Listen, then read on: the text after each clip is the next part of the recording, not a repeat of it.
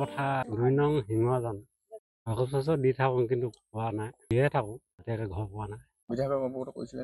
কোৱা হৈছিলে কোনো গুৰুত্ব দিয়া নাই মই ঠিকা মাটি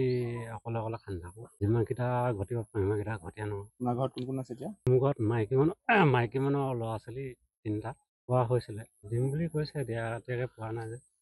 এই মানুহ ঘৰ তাৰমানে নামটো তুলসী বুলি আমি মাতো বা ওচৰ চুবুৰীয়া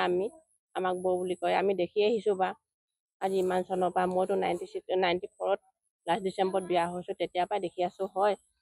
মানুহ ঘৰ তাৰমানে এনেকুৱা অৱস্থা দেখি আছোঁ আজিলৈকে চৰকাৰে একো সুবিধা পোৱা নাই বা হয় কালি পৰহি শুনিছিলোঁ যে তুলসী ঘৰটো আহিছে চৰকাৰ ঘৰটো আহিছে কিন্তু আজিলৈকে দেখা নাপালোঁ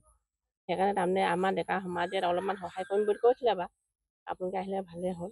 পঞ্চায়তৰ বিষয়ববীয়া অহা দেখিছে বিষয়ববীয়াটো এনেকৈ আমাৰ ঘৰটো অকণমান ভিতৰলৈ আছে তেওঁলোকে আলিখিনাত থাকে এতিয়া আহিছেনে নাই অহা সেই কথাটো আমি ক'ব নোৱাৰিম তাৰপৰা কোৱা শুনিছোঁ খালি তুলসী ঘৰটো আহিছে আমি বহুত ভালে পাইছোঁ হয় আমাৰো নাই একো হ'লেও তাৰমানে আমাতকৈ অলপমান তেওঁৰ স্বাস্থ্যটো অলপ ভাল নহয় ল'ৰাটো হোটেলত থাকে ছোৱালীজনীও হোটেলতে কাম কৰে আমি বেয়াই লাগে সেইকাৰণে তাৰমানে হিমন্ত ছাৰে যদি সেইখিনি সহায় কৰে সৰ্বানন্দ ছাৰে বহুত ধন্যবাদ থাকিব এই তুলসী গগৈ মই ককাই কয় ডাঙৰটো চবতকৈ মই অনুৰোধ কৰিছোঁ সৰ্বানন্দ সোণোৱাল হেমন্ত বিশ্ব শৰ্মা এই দুখীয়া মানুহটো যেন উদ্ধাৰ কৰে আৰু আজি অত বছৰ প্ৰতি বছৰে ঘৰটো আহি আছে গাঁও পঞ্চায়ত আছে তাৰপিছত যিমান আমাৰ আছে মানুহ মানে প্ৰতিজনে কয় যে প্ৰতি বছৰে আহিবই কৈ থাকে ঘৰ কিন্তু আজি অৱস্থাত এই ঘৰটো কাইলৈ ভাগি থাকিব এইটো ঘৰ ভাগিলে আৰু বতাহ এতিয়া কি হ'ল যুৱক মঞ্চৰ ল'ৰা কেইজনমান আহি ৰাতিপুৱাই দেখিলেহি কালি দেখা হৈছে সিহঁতি ফটো মাৰিলে ফটো মৰাৰ পিছত সিহঁতি দায়িত্ব এটা লৈছে যে জীয়াই থাকিবলৈ এই কণমানি ল'ৰাটো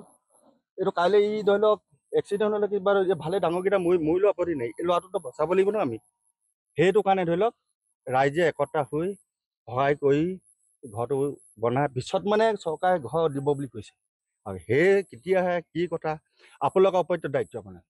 মইতো থাকোঁ গুজৰাটত মই আহোঁ বছৰত এবাৰ আহি মই প্ৰতি বছৰে এনেকুৱাই দেখি থাকোঁ ইয়াত আৰু ল'ৰা এটা আছে হোটেলত থাকে ছোৱালী আছে জীয়ৰী হৈ আছে আমাৰ দদাইদেউ ঘৰত আছে ছোৱালীজনী আহি মানে শুবলৈ জেগা এডোখৰ নাই পালেং এখন নাই বৰষুণ বতাহ ধুমুহা আহিলে মই চিনাক এতিয়া কোনোবাই ত্ৰিপালখন দিলে ধানকেইটা থৈছে এনেকুৱা অৱস্থা মানুহ জীয়াই থাকিবলৈ কিবা এটা চৰকাৰে যেনে অনুৰোধ কৰিছোঁ মই এসোপা প্ৰণাম কৰিছোঁ সোণোৱাল চৰকাৰক মানে যোনেই হওক মই চব সমানে কৈছোঁ যে এই মানুহক উদ্ধাৰ কৰক হওক বা এই পোনা পোৱালিটো যাতে ভাল ধৰণে থাকিব পাৰে বেজৰ পথাৰ ২ নং সিংহজান বেজৰ পথাৰ বুলি কয়